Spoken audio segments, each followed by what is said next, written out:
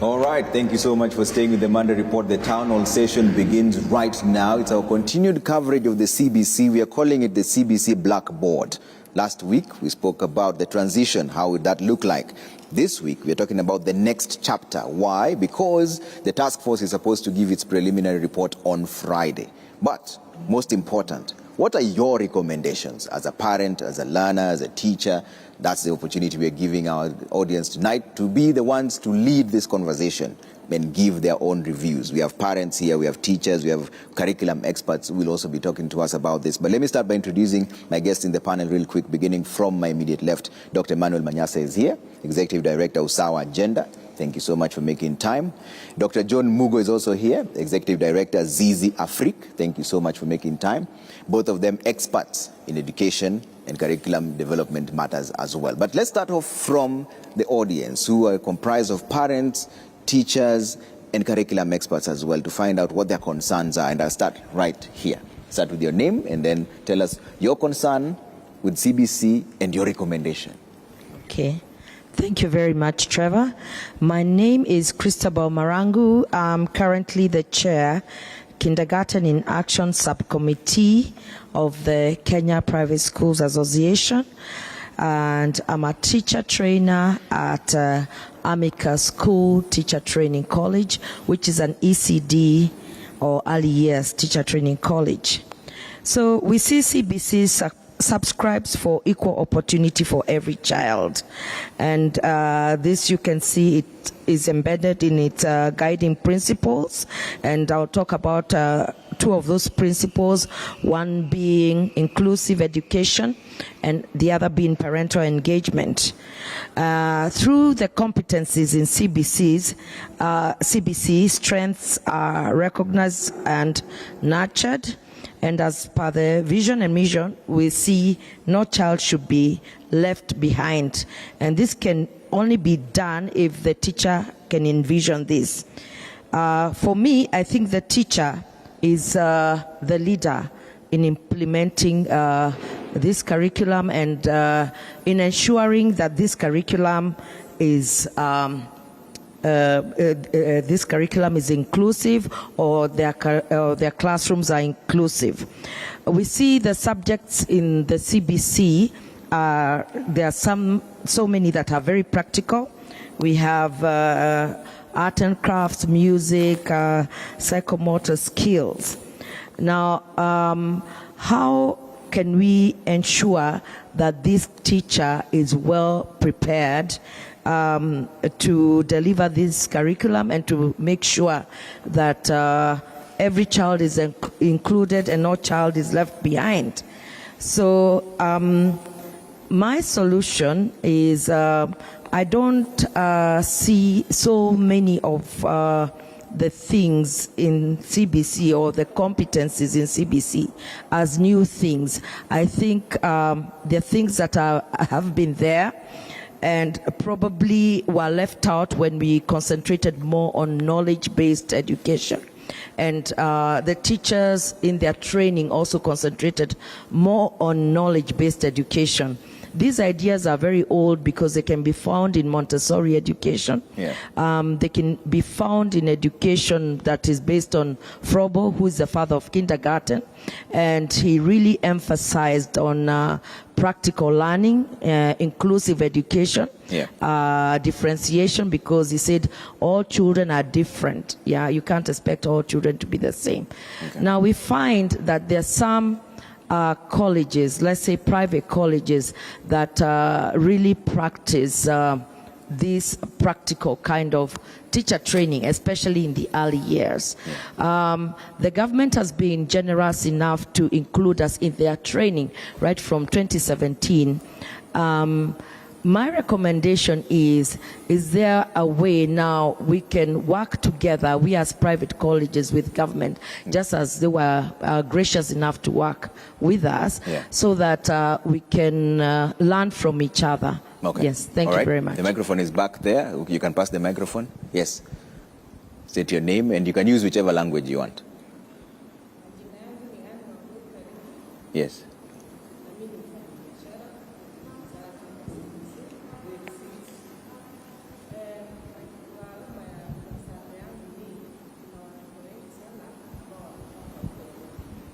Wametoka wapi? Ongeza sauti kidogo. Ongeza sauti kidogo.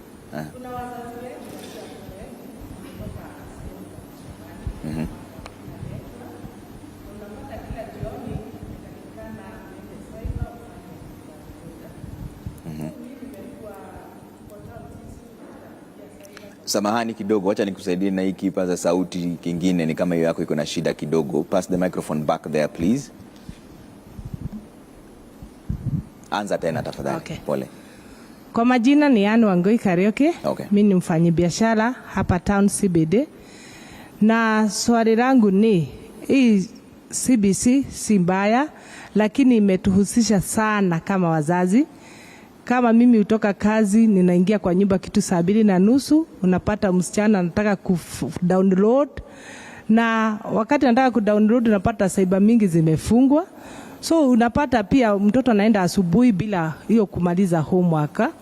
Na pia unajiuliza kuna mzazi yako pale Turkana, hakuna mahali atakibia cyber, na ilihali wanafaa watoto wote wapewe platform moja, yule mtoto wako urban na yule mtoto wako rural. So unapata kuna gap ya wale watoto wako nyumbani, mashabani na wale watoto wako town. Jambo lingine pia sisi kama wazazi, unapata kama sisi juzi tunaitishwa pesa ya kuku. Kila mtoto anatakikana kuku shule.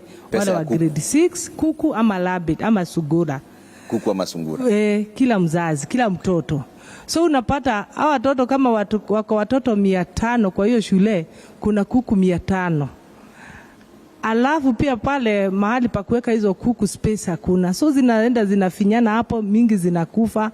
So unajiuliza kwa nini tulikibia na hatukuweka mikakati ile inafaa. So kwangu mimi ningeomba ya kwamba kwanza serikali iweke mikakati ile inafaa, kwa sababu CBC si baya. In fact imepatiana nafasi kwa watoto wote, wale waelevu kwa masomo na wale pia wanajua vitu za mikono. But implementation ilifanywa kwa haraka, na kwa hivyo tunapata wale watoto wako grade 6, wale wako grade 5 na grade 4. Wengi wao hapo katikati kuna wale wanakaa watapotea. Okay. And also another concern yangu ni tuna watoto wengi sana ambao wanafanya mitihani. Kama saa hii my daughter ni grade 6, wanafanya mitihani. Ili hali mimi hata saa hii sijui mtoto wangu anaenda wapi. Kutoka hapo sijui. Juu tumeambiwa kuna junior secondary. Na kuna case study tulifanya pale Mathare constituency. Tukapata tuko na over 30 primary schools. But and yet we have only 3 junior secondary school. So tunajiuliza watoto wengine wote wataenda wapi? Okay. Asante. Thank you so much. Let's start with those two issues first of all, then I'll come back and get the views. There's more microphones coming through. I'd like to hear from a CBC parent as well over here, if that is your concern. And Dr. Manyasa, I'll start with you. Let's talk about what Anna's raised, and then we get to Christabel's issue. And she's raised two fundamental issues. She's working late when she goes home. She needs to go to the cyber. The cybers are closed. She has a grade 6 pupil. And a fundamental question ni, atenda wapi? Thank you. I would like to start with the last question. Where will the grade 6 go? They will go to junior secondary. I think that needs to be clear in the minds of Kenyans. Now where the junior secondary will be, in my view, it will be in most of our sub-county secondary schools because they are close home so that these children can commute from home. There are private schools that have been allowed to develop secondary streams because they have capacity. They will host some of the children in their schools as junior secondary. The discussion that we are having right now is to suggest that we don't take these children to secondary schools that are far away from home, because most of them are still very young. They need to be close to home. They need to be best in a day school where they study from home. But it will be important that we understand that they are moving to junior secondary. They will not be in primary anymore. And this is one question I've been asked, why do we have to go to junior secondary? There was logic in deciding that there should be junior secondary at age 12. Because there was research that was showing a lot of children were dropping out of school at that age, 12, 13. When in some of our communities, boys go through circumcision, they think they'll become men, they don't want to continue being in primary school. So there was logic to put a transition at that age. Now, the challenge that has been there, and it goes back to what Madam Wangoi has mentioned, is that we slightly rushed in implementation and failed to plan adequately for what will happen. However, because we are already in this swimming pool, you know, if someone found you basking near a swimming pool and pushed you into water in your suit, you don't ask whether you can swim, you have to swim. So we are in those circumstances and we will have to swim. These children will go to secondary school, will go to junior secondary, mostly in our secondary schools, but some of them in our primary school that have capacity. I seem to be having a bit of a challenge with your microphone. I'm coming back there in just a bit, but let me hear what Dr. Mugu has to say about what Christabel raised, and you can also start with what Wangoi mentioned as well, because Dr. Manyasa is suggesting something interesting, the sub-county schools to be used as a junior secondary school. What is your suggestion? Yeah, I think, first of all, Christabel said that there is nothing new, which is true. I mean, in CBC, what children are learning is fundamentally not new. What is new, and a lot new, is how learning has changed and how people now acquire knowledge. When Dr. Manyasa and I were in primary school, the teacher was the sole custodian of knowledge. He or she would come and dish out rations, and all knowledge was contained in the textbook. Now, we learn from any place we are in.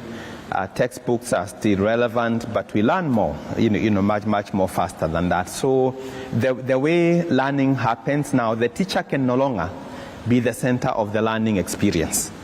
And so the training of teachers is very key, and we agree when the teacher is not properly prepared, and the problem that Wangoi is raising is because that teacher is not well prepared.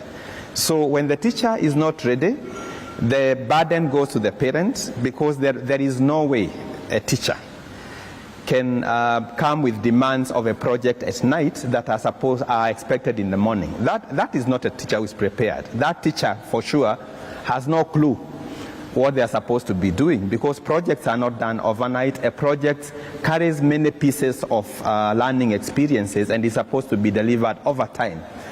And when the parent is not aware about what is happening at school, and that collaboration is not there, then the learning also doesn't happen. So we have a CBC that is ideal.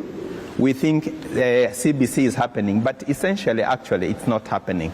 So parental empowerment and engagement is a key principle for learning, just like value-based education. These are things that now, when you look at where we are as a society, are needed. That point of the transition to junior secondary, the junior secondary is needed. And the main reason why junior secondary is important is because we cannot now be having 8 years of learning the basics. When you look at other countries, like now Germany, for instance, transition happens at grade 4. So 8 years for a primary school is too long to start with, besides now the onset of the age called adolescence, which now determines the next movement and how learning also in schooling has to change. So the junior secondary is important. I think where it will be, for me, it doesn't matter so much, because the objective of junior secondary is parents, mzazi na mwalimu, and the child, the three of them, to be in close contact so that they identify the talent of that learner, and they are able to prepare for what specialization they will go to when they go to senior secondary. So the nearness of that child to home is important, because if a child leaves Mandera to come to Alliance or to Mangu, that consultation will not happen. And so the junior secondary objective cannot be met, and the competencies that are needed at that level will not be met. So it is important that junior secondary be as near to home as possible, so that that objective can be met. Okay. Dr. Manyasa, let me come back to you addressing Anne Wangoi's issue, especially in terms of the grade 6, tutaenda wapi. So will they be communicated to at some point?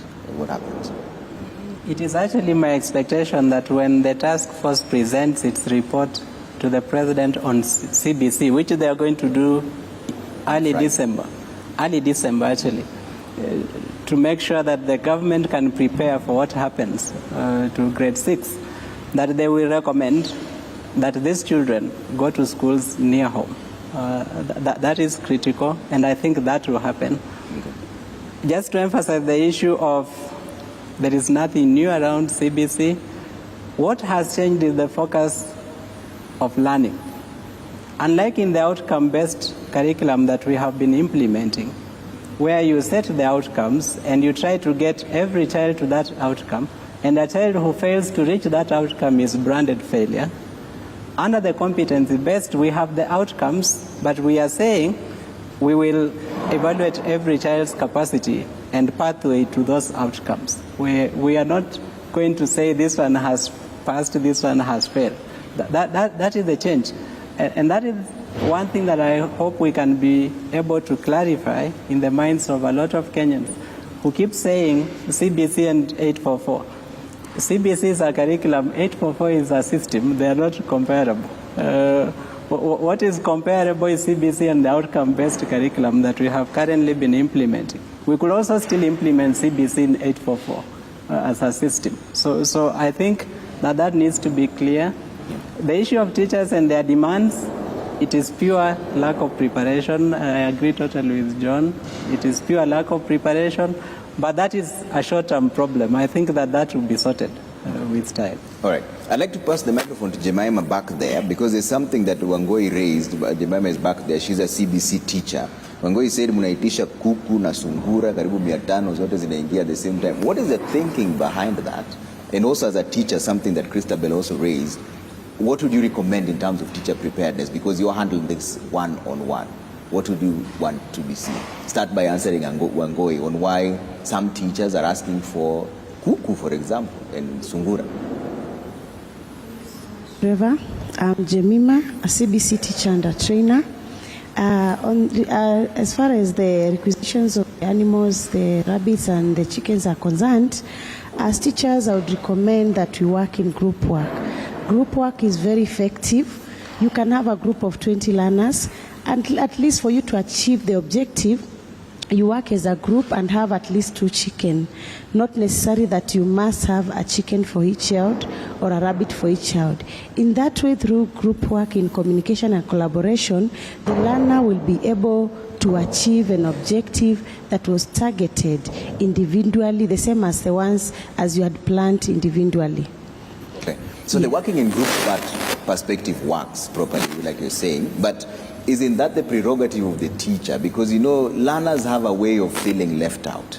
If they were told to bring chicken, each and every one of them wants to bring a chicken. Isn't it the prerogative of the teacher to say, first, this class, we are dividing you into groups. Group number 1, 2, 3 will consist and so and so and so and so. You will bring the chicken, you will bring the sungura. So that the other 2 don't feel like they're the only ones who didn't come with chicken. Then you end up with 500 chicken in the school. No, with the designs, the KICD designs, we are giving guidelines and the teacher's guides on how you are supposed to do it once at a time. So if you are, like the other previous grade 6 KEPSE assignment, the projects, you are supposed to choose between the pigs, chicken or a rabbit. So it is upon you with the class. You teach the learners the value, communication and collaboration, problem-solving skills, you come up together, and at the end of the day, you agree with the learners and come up with a solution. After you involve the learners, the decision that you are going to make, it will be a friendly decision. I, the teacher, the learner, and the parent will be very comfortable when they are all engaged. Okay. Hold that microphone for a bit. Dr. Manyasa, is that a misunderstanding between the teachers and the parents? Because from Wangoi's perspective, they give each learner chicken or a sungura. Yeah, that will mean there is miscommunication. But also, to some extent, I have felt that there was a section of teachers that had not bought into the CBC idea. And I don't blame them because the training was rushed. And then there was all this public discourse around we will abolish CBC, it is not going to be there. So even those who were taken to training, they didn't take the training seriously because they didn't believe CBC was going to be there. And that is something that is very common with our society as Kenyans. That even when things are happening in a certain way, we keep believing they won't be happening. So for that reason, there was inadequate understanding of the curriculum and the interpretation of the curriculum, which is causing the problems we see, like children being told to print things in the evening that they need to bring by morning. A lot of things to do with how do the teachers interpret the curriculum and translate it into lessons that they are supposed to be having with their learners. Dr. Mugo, how should this be addressed ideally? Should this course be passed back to the school so that if there's need for having chicken, they should be reared in school? If there's need for having rabbit, they should be there in school and not ask parents to supply? First of all, I think what Jemima has talked about is a competence. Now, one of the main things of CBC are what we call core competencies, and there are 7 of them. And what she has talked about, communication and collaboration, is one of them. And she has spoken also about problem solving. Now, what teachers are, I think, are unable to get, and again we come back to the preparation of the teacher, is that the curriculum can put rabbit or chicken, but we know that it's not everywhere in Kenya you'll have these 2 animals. Just the same way we were seeing a swimming pool. You know, not everywhere in this Kenya there is water. So what a teacher is supposed to do is to contextualize, to understand what competence am I developing by this thing. It's not about the chicken. It's about the competence you are developing. And that competence could be developed by something else that is available in that context. It doesn't have to be chicken and rabbit. But I think because we are used to the cramming stuff, so what you see there written is what you rush to do. And so the question is, how do we now prepare the new teacher who is able to have problem-solving skills themselves? Because again, as teachers cannot give what they don't have. So these 7 core competencies, how will we ensure that teachers have them first? Because unless if teachers have them, then we don't expect, it's unreasonable to expect that they'll be able to facilitate learners to have them. Yeah. Jemima, was the training adequate, and what do you recommend going forward? According to my experience, there is lack of information, communication, and ICT skills. When you look at digital literacy, this has raised a concern that the learner will be sent to the cyber to print. It is not necessary that you are supposed to print. If I've been taught to print mother and father, that is grade 1, for example, as a teacher, I will encourage that child. It is not a must for you to go to the cyber. Through creativity and imagination, you can draw father and mother, color, and achieve the same objective as the one who, and in that way, you are bringing out the competencies so well, and you are able to know the talent of this child and the skill through practical. So it is us teachers, parents, to guide these learners on how to come up with solutions. I had a concern like the other day, the learners in the curriculum, in the PE, the learners are supposed to have the swimming skills. We do not have swimming pools everywhere. We have the theory and the practical. So I would advise that when you are giving out the practicals in our PE, we give out practicals that accommodate all the learners. The learners in Turkana maybe do not have swimming pools, but in Nairobi, not all schools can afford swimming schools in their school ground. So there's a challenge in the PE. Then in the digital literacy, our teachers are not well equipped with the ICT skills. So we need regular trainings. We need more practical skills, beginning with us teachers, so that we may be able to be effective to the parents. Then I had also a concern. We have the IEP in the new system. It is very flexible. The individualized education program. Where are these learners? The other regular learners are transiting to junior secondary. I understand in the NEC website we have the foundation level, we have the intermediate level. I doubt whether our teachers are well prepared for these learners in these different levels, and I will kindly advise, request for clarification on that. Then on the assessments, right now we have the KPSEA, grade 6. All along since grade 2, around 2019, learners have been doing assessments without choices. Then just last term, we are here prepared for the KPSEA. The learning areas, around 11 learning areas, 10 learning areas have been merged. We have the integrated science, where in the integrated science, it is one paper with around 5 learning areas. Now, they are doing that paper at the same time. How will this learner go and revise 5 learning areas? Then how will it be effective as much as it is summative assessment which contributes to less % with the formative assessment? So I would appreciate if that one is well clarified, the individualized learners too, then I'll be, yeah. Many questions, but Dr. Manyasa will speak one of them. Pass the microphone to Kimathi here at the front. Wilson Kimathi is a CBC parent. I'd like to hear how you're dealing with these challenges. Then I'll open the floor. If you just have a question or comment, raise your hand and I'll make sure the microphone comes to you. But Dr. Manyasa, go first for Jemima. She's raised quite a number of issues. Individualized education program, that is the IEP, the issue of assessment without choices, now it's coming up again, and the integrated subjects that they have. I think that Kenyans and Kenya is hung on to the issue of exam. My own opinion is that these children should not sit any exam exiting from primary. Because we stumbled onto this exam without a clear plan on how, if you recall the speech that the president made at KICD when launching this curriculum, he said there will be no exams in primary. There was not supposed to be exam. Along the way, an exam was conceived. And because it is being conceived along the way, there's no clear plan on how that exam will look like. If you have a paper that has 5 learning areas, which is true, how much of each learning area will be assessed in that paper for it to make sense? So in my view, we shouldn't be talking about a grade 6 exam. Children should be transiting to junior secondary. After they develop their competencies in the areas of interest, we will assess for purposes of placing them in the different streams at the end of grade 9. I don't know the purpose of this CAPC exam that we're going to have. Suggestions have come, and I'm hoping the task force will capture that we don't have this exam. It has simply created confusion.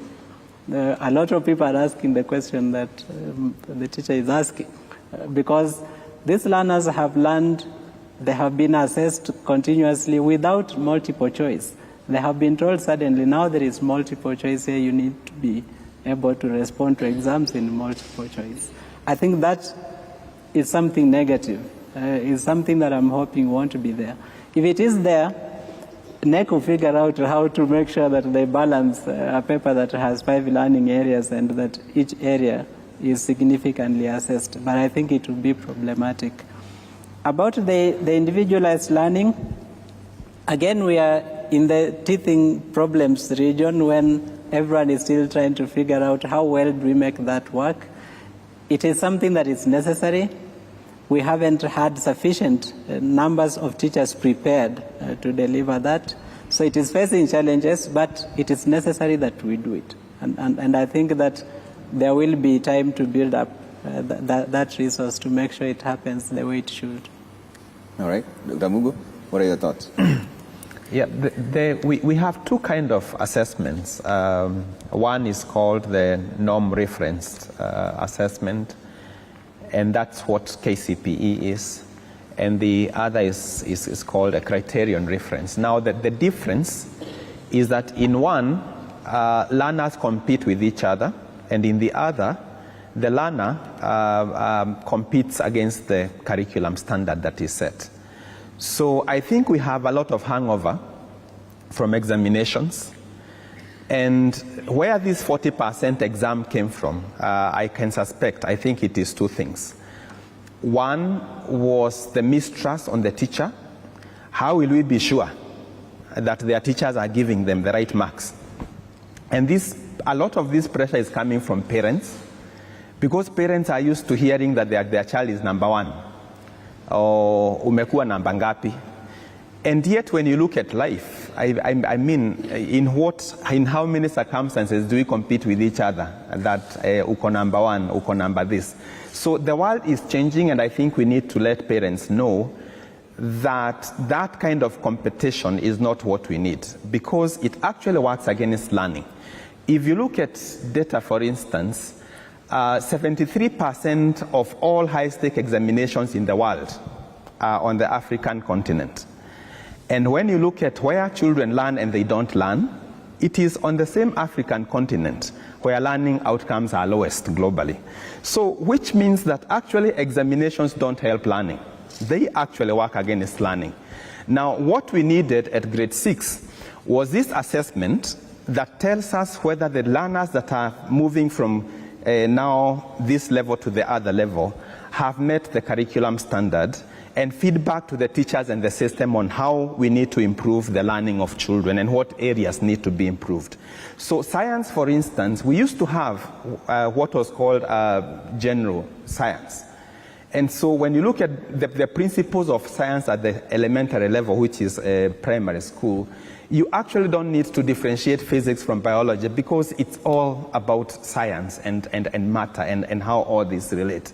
So we must not, and then the second reason why this 40% came was when we have a child in Turkana or in Makueni, how will we determine who goes to Kenya High and who goes to the other school? And yet for grade 6 it's not necessary. Those things will come when we are going to senior secondary. I think they can come because now we'll have schools specializing in certain channels, and we'll need to see who goes where. But the competition at grade 6 was actually uncalled for, and I think I think would be my recommendation, to scrap that 40%. Let us have an assessment that is criterion reference at that level. The IEP, the Individualized Education Program, is a challenge when the classes are big. If a teacher has 40 learners, then IEP implementation is very complex. So we'll need to look at learner assessment to see like the prevalence of those that are not able to cope up, and see how the IEP can work. In what circumstances do we need to adapt it? In what circumstances can it work the way it is designed? So that, I think, is very important if we are to nurture every learner's potential. All right. I have to take a quick break here. When we come back, we'll still continue this discussion. I see quite a lot of feedback coming through at Trevor Media, at Citizen TV Kenya. Use the hashtag Monday Report. How many more people have comments or questions? And just show of hands. All right. When we come back to the floor. Right. See you in a bit.